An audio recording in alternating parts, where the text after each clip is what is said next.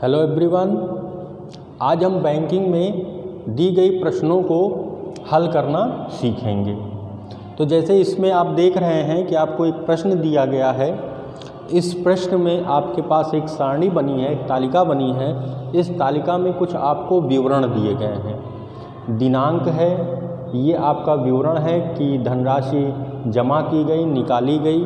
उसके बाद यहाँ पे आहरित राशि दी गई है, ये है निकालने की धनराशि की, ये निकाली गई है। फिर जमा की गई राशि है, उसके बाद आपके अकाउंट में शेष राशि। ये आपके कुछ विवरण दिए गए हैं जिनके द्वारा हम इस क्वेश्चन को हल करना सीखेंगे। और इसके पहले हम आपको बता चुके हैं कि जैसा कि आरबीआई की नई गाइडलाइन के अकॉर्डिंग अब आपके अकाउंट में धनराशि जो प्रतिदिन रह जाएगी उस पे ब्याज मिलेगा।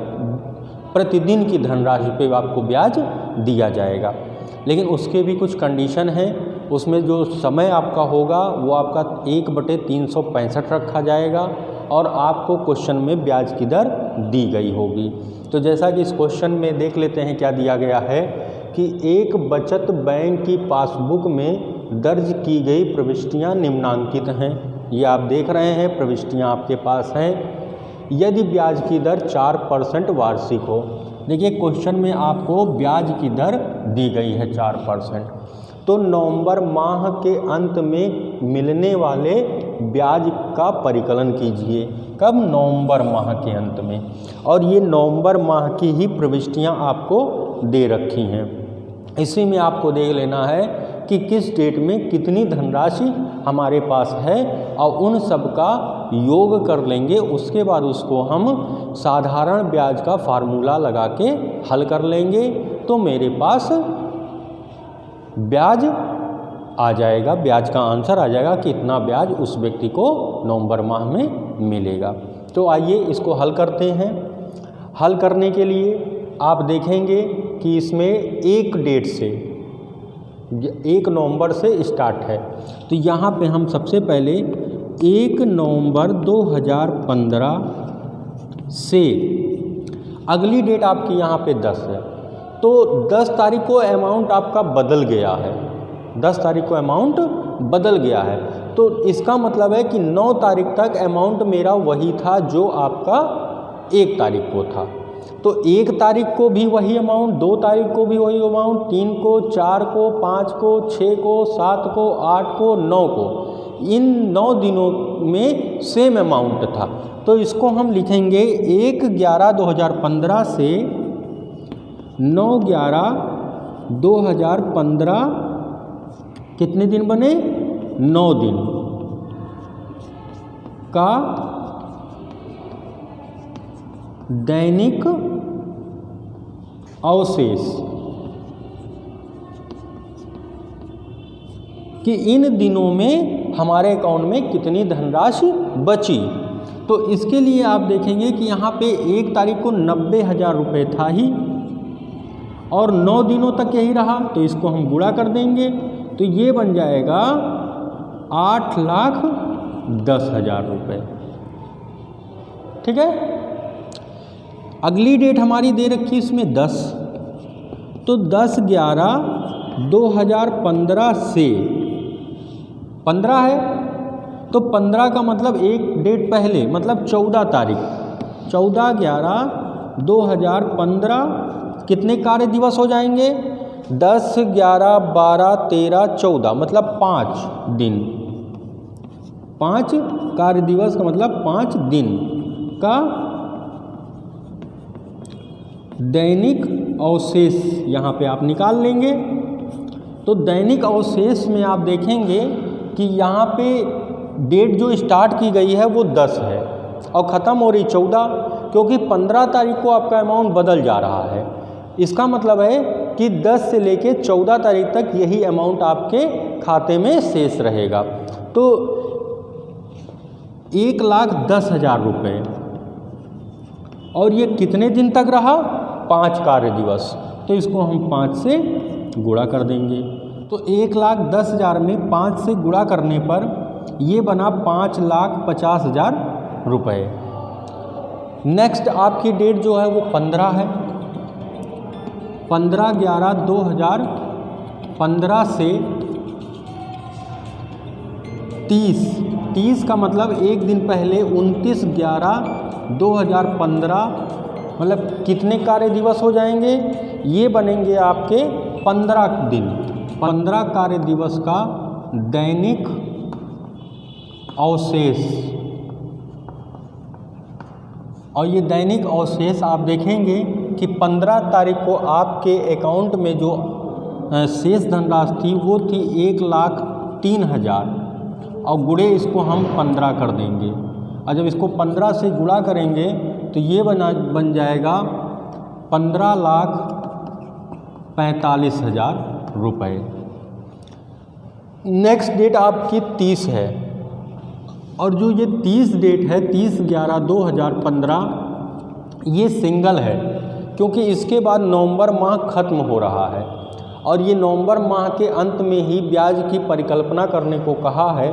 और आप जानते हैं कि नवंबर माह जो है वो 30 दिनों का होता है, तो इसलिए इसके बाद की कोई डेट नहीं है। फिर भी 30 तारीख एक डेट आपको दे रखी है और इस डेट में जो आपका धनराशि है वो 1,09,900 रुपये है। तो ये एक दिन का दैनिक अवशेष तो बनता ही है। तो 30/11/2015 का दैनिक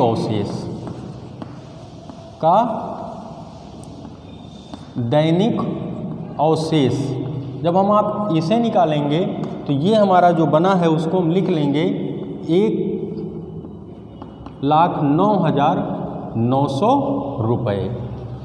अब जब आपने सभी कार्य दिवसों का दैनिक अवशेष निकाल लिया है तो इसके बाद हम इसके कुल दैनिक अवशेष निकालेंगे और कुल जो दैनिक अवशेष होता है वो मूलधन बनता है। तो मूलधन बराबर यहाँ पे हो जाएगा कुल दैनिक अवशेष जो अभी तक आपने निकाले हैं। तो आपने क्या क्या निकाला उसको आप नोट कर लेंगे यहाँ पे और उसको जोड़ देंगे।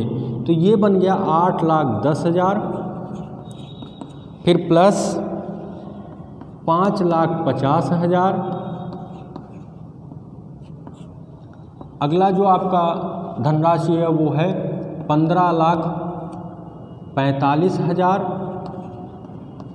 और फिर अगली जो धनराशि है वो है 1,09,900 रुपये। इनको आप पूरा जोड़ेंगे तो ये बनेगा 30,14,900 रुपये। ये टोटल धनराशि आपकी बन जाएगी। फिर आपको क्वेश्चन में ही ब्याज की दर दे रखी है, तो ब्याज की दर आप नोट कर लेंगे। ये दिया है 4% वार्षिक, 4% वार्षिक। उसके बाद समय आपको हमने पहले भी बताया था, आप यहाँ पे इन क्वेश्चंस में आप समय जो है वो 1/365 वर्ष ही रखेंगे। अगर बैंकिंग से संबंधित आपके पास प्रश्न है तो उसमें जो समय है वो आपका 1/365 वर्ष रहेगा। अब यहाँ पे ब्याज निकालने कहा था तो इसलिए हम उस व्यक्ति को जिसकी ये प्रविष्टियाँ हैं उसको कितना ब्याज मिलेगा, तो इसके लिए हम ब्याज की परिकल्पना करते हैं। और ब्याज मतलब साधारण ब्याज, तो इसका मतलब आपका सूत्र भी वही लगेगा जो आप एक नॉर्मल सूत्र ब्याज के लिए पढ़ते रहे हैं। साधारण ब्याज बराबर मूलधन गुणे दर गुणे समय बटे 100, ये आपका सूत्र है। मूलधन आपका आया 30,14,900, दर आपका दिया गया 4, समय आपका 1/365 है और अपॉन में 100 आपके फार्मूले में होता ही है।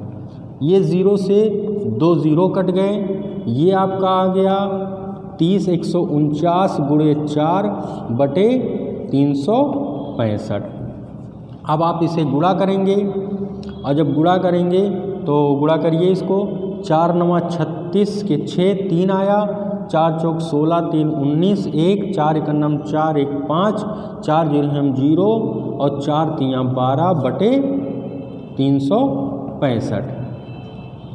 जब आप इसे भाग करेंगे, भाग आप करके यहाँ पे देख लीजिए 120 596 को आप 365 से भाग करते हैं। सबसे पहले ये 3 बार जाएगा, 3 पचे 15, 1 आया, 3 चौक 18, 1 19, 1 3 त्रिका 9, 1 10, घटा दीजिए 0, 10 में से 1 गया 9, यहाँ पे 1 में से 0 गया 1, ये कैंसिल हो गया। और फिर आपकी अगली जो संख्या है वो 9 है।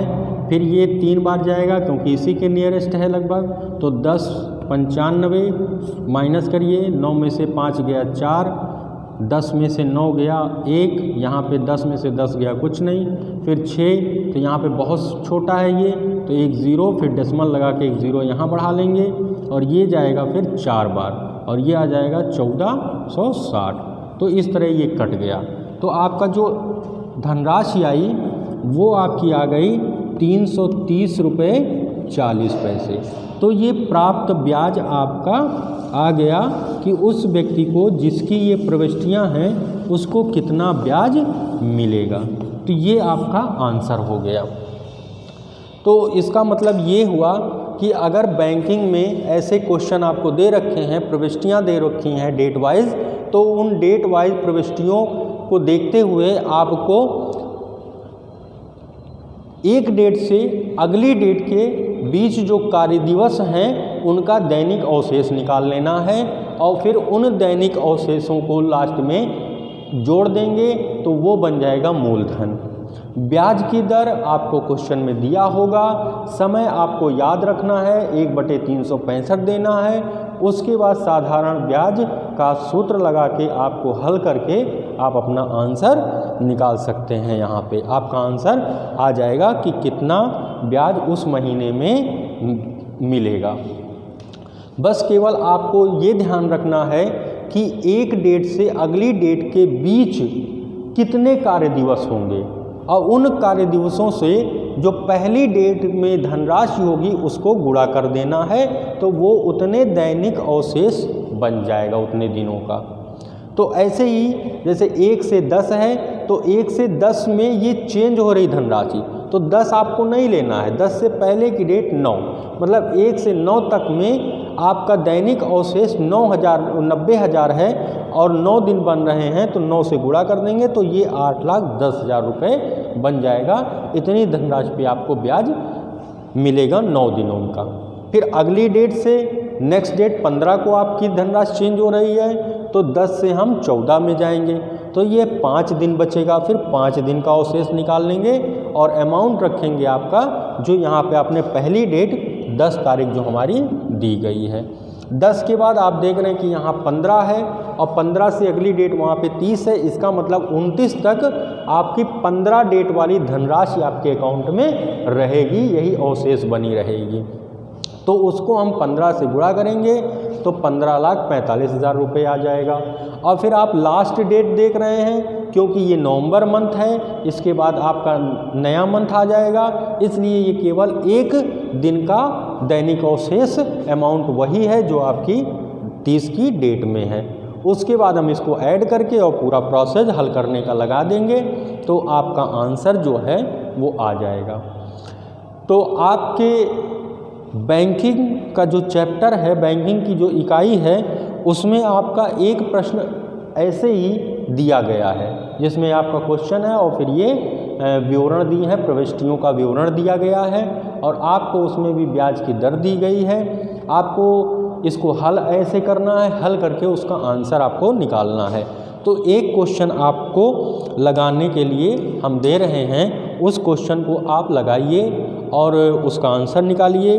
उसको हल करने के बाद उसके हल को आप मेरे पास फॉरवर्ड करिए, मैं भी उसको चेक करूंगा, देखूंगा कि आप लोग कितना लगाए हैं, क्या सही है क्या गलत है।